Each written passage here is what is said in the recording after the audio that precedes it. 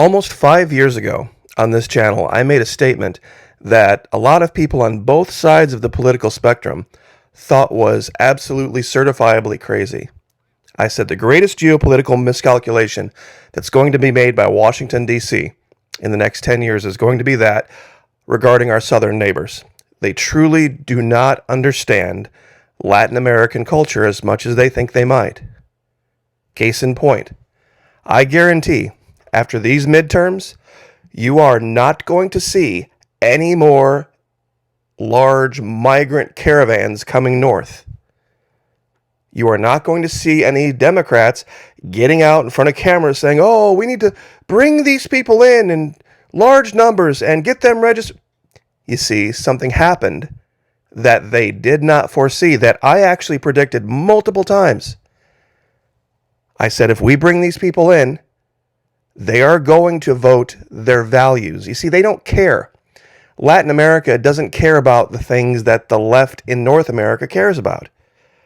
Ironically, the left in South America has more in common with the right in North America, the conservative movement. Down there, the right wing is very pro-big business, pro-big church, pro-government control. The left wing down there is more pro-workers' party, something more like what you would have seen in the 1940s and 50s from the conservative Democrats in North America. You see, they haven't changed their values, so they came up here, and proof is in the pudding. What happened in the midterms? Was it a huge win for the Democrats in Latino areas? They voted largely Republican. Now, real quick, I just want to say thank you to everyone who continues to join us here every day, and also over at the Florida Monkey Patreon channel, where it's only $1 US per month. That's for everything. Lowest allowable level. You can DM me. You can inbox me over there. We can have a conversation about what we're talking about on those videos. Fully refundable, first 90 days. Would love to have you guys there. I just always want to be diligent and say thank you. Real quick, it is Tuesday, 15 November 2022. Currently 15:26 hours. That is, of course, 3:26 p.m. for those of you in the civilian world. Currently 78.8 degrees on the northeastern coast of Florida. We had a high today of 84. A low of 61, barometer is 30.07 inches of mercury and holding steady.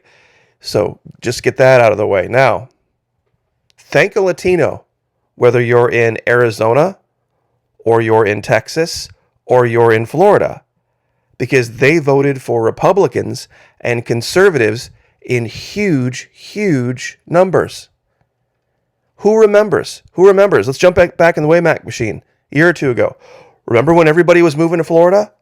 And there were all these fearmongers saying, oh, they're going to come to Florida and they're going to vote blue. They're going to bring their blue values with them and they're going to flip the state. What actually happened?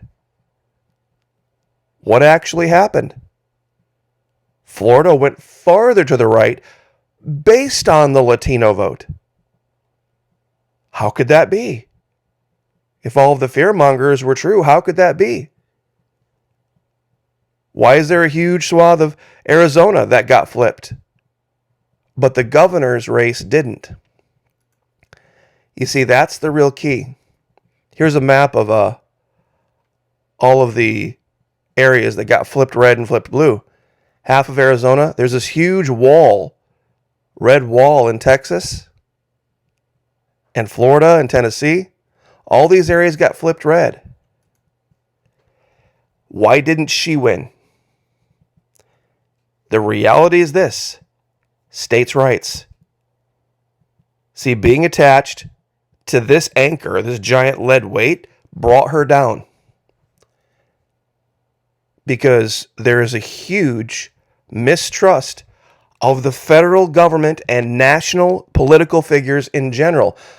The closer down to the people you get, the more trust there is, meaning your local mayors, your local city councils, local sheriffs.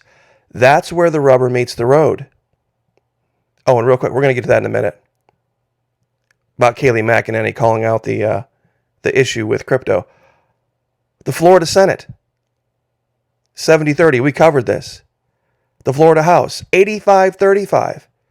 pushing farther to the right in Latino areas. Now, there's supposed to be this big announcement tonight, right? Down in Mar-a-Lago. My prediction, it's going to be some money-raising scheme. There has been this talk of Ivanka, but apparently she wants nothing to do with it. The only real big story coming out of Mar-a-Lago that anybody's talking about is apparently Ivanka Trump and Kim Guilfoyle, Don Jr.'s girlfriend, fiance, whatever, they don't get along, and she cropped her out of the photos. But only in Florida, truly, could you have let's see if I can get this right. Donald Trump's daughter-in-law, Donald Trump's former mistress, then turned wife, the bride daughter of said mistress, the current wife, the daughter of the dead first wife, and then in this picture, of course, the fiance of the son from first wife. Family values. See, Florida has actual family values reflected in our governor. And mark my words, mark my words, tonight is going to be about money making for Trump. It's going to have nothing to do with what's going on in the nation, because it's going to have nothing to do with what's going on in D.C. You see, what's really going on is people are starting to wake up. They're starting to wake up to states' rights and how the real difference in your life, in your personal life, is made at the county level, at most at the state level. Can I prove this, Florida Mikey? Of course I can. Case in point, 2020, 2021, and 2022 in Florida. People know when they come here on vacation, they're not going to be treated with, they're going to be treated with respect. They're not going to have to show their medical papers to get a beer. If Washington, D.C. had their way, they would have had to show their medical papers to get a beer. So we had two arguing directions to go. And which way did we go? We went the Florida way. Did D.C. win? No. You see, it was always the Democrat mayors and the Democrat school boards and the Democrat town councils that were doing the crap, like shutting down churches and barbershops and letting looters and Antifa do whatever they wanted to do.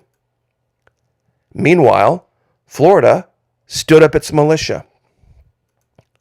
Florida, at every single turn, when Washington, D.C. said, Florida, you're going to do this, we said, nope, we're going to do this other thing.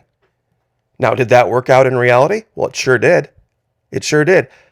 Critical race theory, gone. If Washington, D.C. had its way, there would be critical race theory here. Governor DeSantis said no. Guess who won? Governor DeSantis again. And there's a hilarious meme on this that I have to cover. We covered a long time ago. One of our representatives in Washington, D.C., Byron Donalds, represents Naples, Florida, Southwest, where Ian hit. And that's, by the way, one of the most white areas of Florida you could ever visit. And he's married to a Latina girl. They got 3 kids. And he came out and did this excellent quote on the news. He said, the essence of critical race theory would teach my 3 biracial children that I, their black father, am oppressed by America's history of white supremacy, and that their mother, my wife, is my oppressor. It was absolutely the best indictment of how ridiculous critical race theory was. And oh, by the way, Crimson Hellscape racist Florida? Yeah, Byron Donalds beat Cindy Lynn Banyai for that seat. No more Common Core. Once again, D.C. wanted Common Core. Florida didn't want Common Core. Who won? Florida. Again. The CDC came down with all sorts of cruise ship mandates this, and you're going to get injected that, and you're going to check ID that. Did we do any of it? No. We said no, we took him to court, and we won every single time. In Florida, there will be no COVID-19 vaccine mandate on school children. That is the law. Period. And oh, by the way, I need to give a shout out. Kim Iverson yesterday put out a video talking with Nigerian immigrant,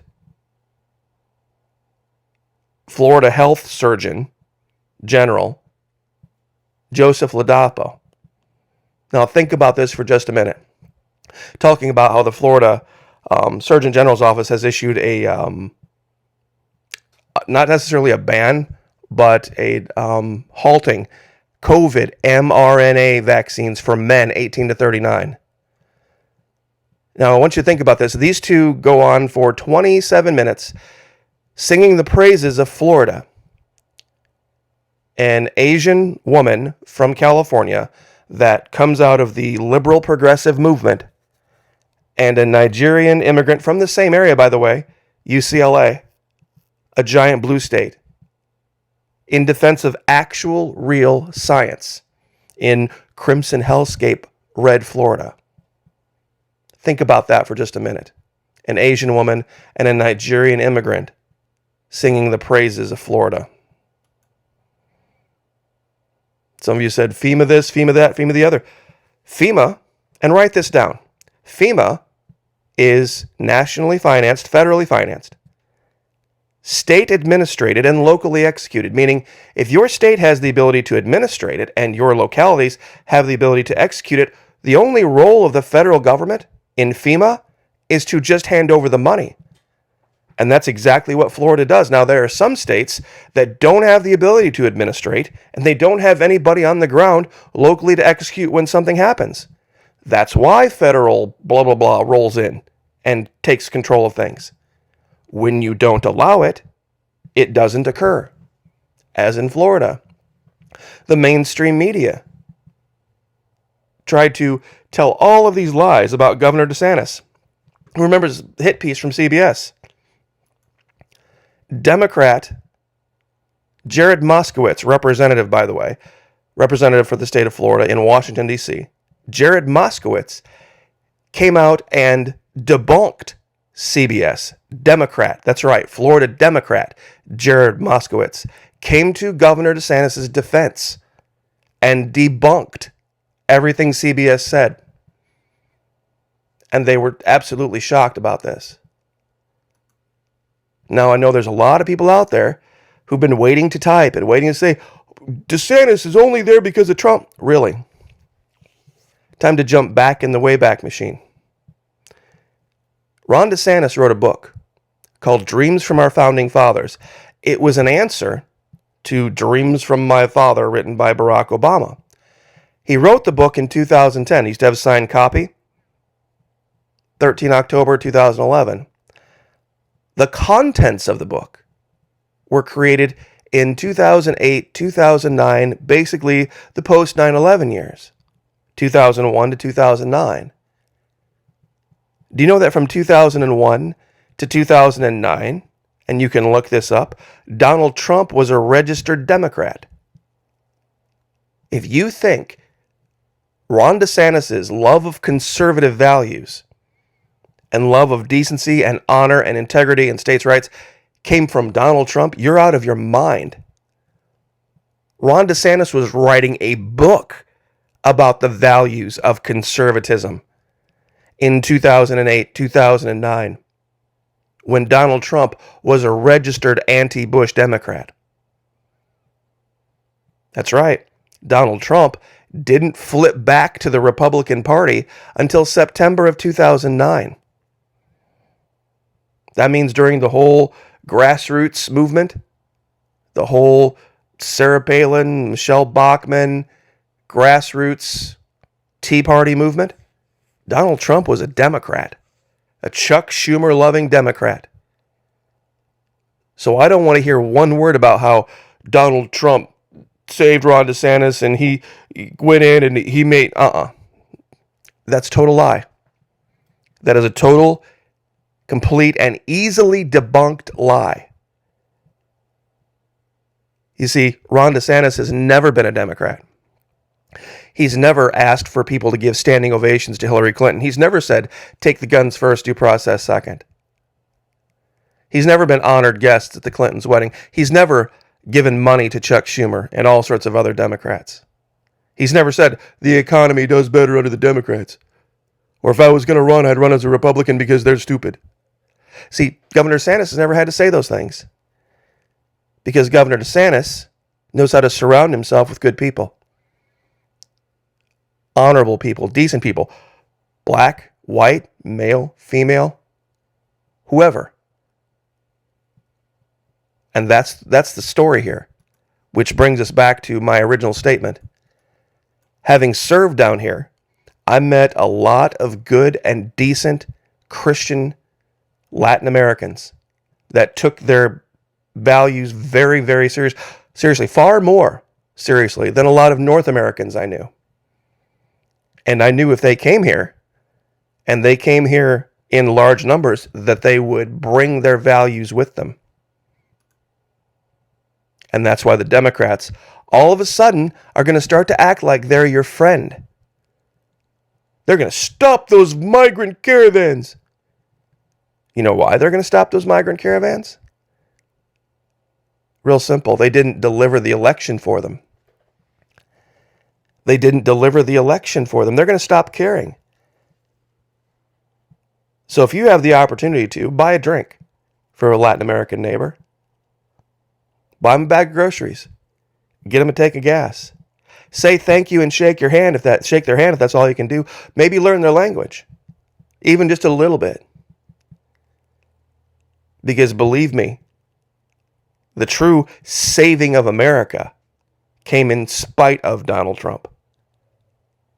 Not because of him. These folks saved America. Gracias. God bless. Like, share, subscribe, and we'll see you guys next time.